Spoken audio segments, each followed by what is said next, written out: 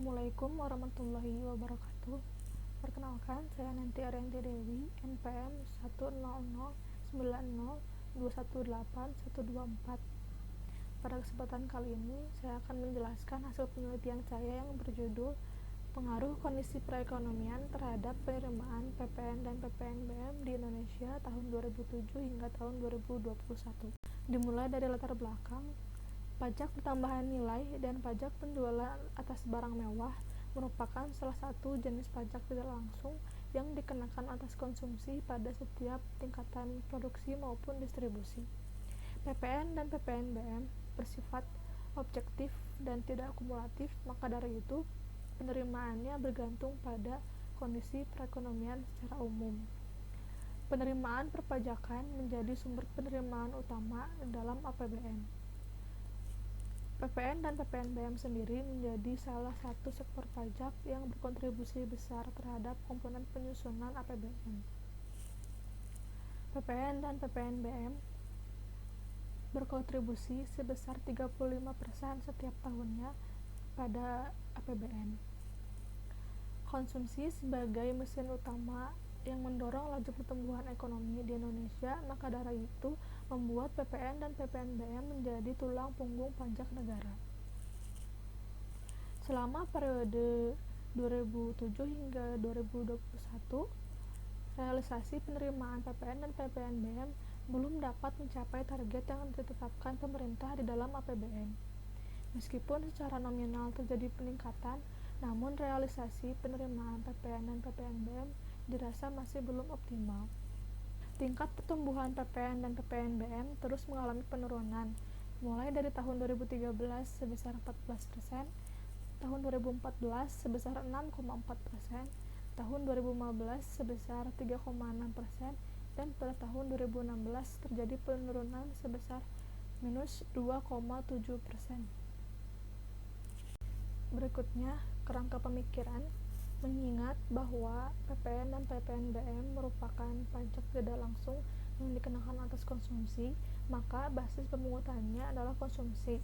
Potensi PPN dan PPNBM tergambar melalui permintaan akhir dari setiap pelaku ekonomi, baik perusahaan, pemerintah, maupun rumah tangga. Konsumsi masyarakat dipengaruhi oleh tingkat kemampuan ekonomi, daya beli masyarakat, harga barang dan jasa, serta tingkat penghasilan.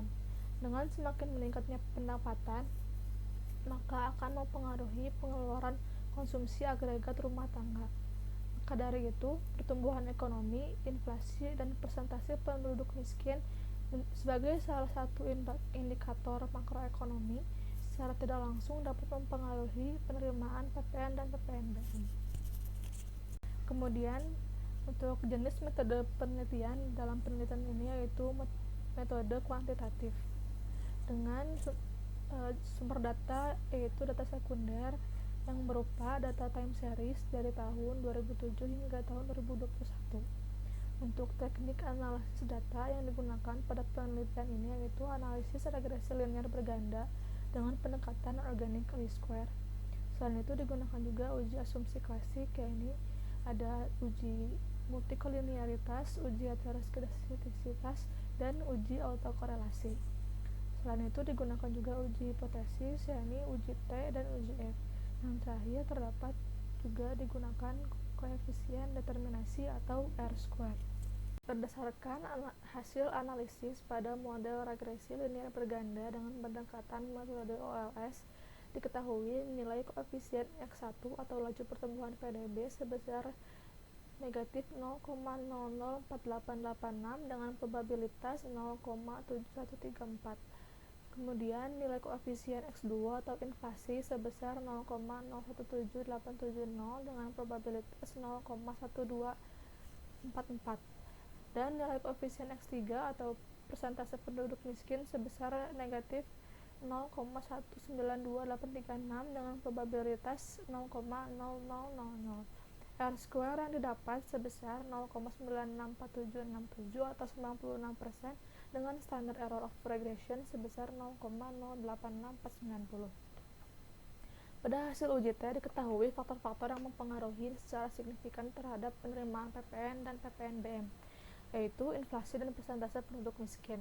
Sedangkan faktor lainnya yaitu laju pertumbuhan PDB tidak berpengaruh secara signifikan terhadap penerimaan PPN dan PPNBM. Kemudian, berdasarkan hasil uji kelayakan model atau uji F, variabel laju pertumbuhan PDB, inflasi, serta persentase penduduk miskin secara simultan berpengaruh terhadap penerimaan PPN dan PPNBM.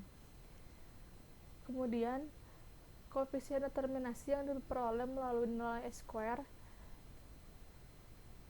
sebesar 96% yang mengandung arti bahwa laju pertumbuhan PDB, inflasi, serta persentase penduduk miskin berpengaruh secara bersama-sama terhadap penerimaan PPN dan PPNBM sebesar 96%. Sedangkan sisanya yaitu sebesar 4% dipengaruhi oleh variabel lain yang tidak masuk ke dalam model persamaan. Kemudian, setelah melakukan uji asumsi klasik, ditemukan bahwa model regresi ini bersifat homoskedastisitas atau dengan kata lain bebas dari masalah heteroskedastis.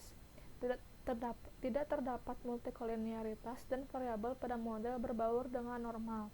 Selain itu, pada uji autokorelasi diketahui bahwa model ini tidak ada masalah autokorelasi serial. Demikian yang dapat saya sampaikan. Wassalamualaikum warahmatullahi wabarakatuh.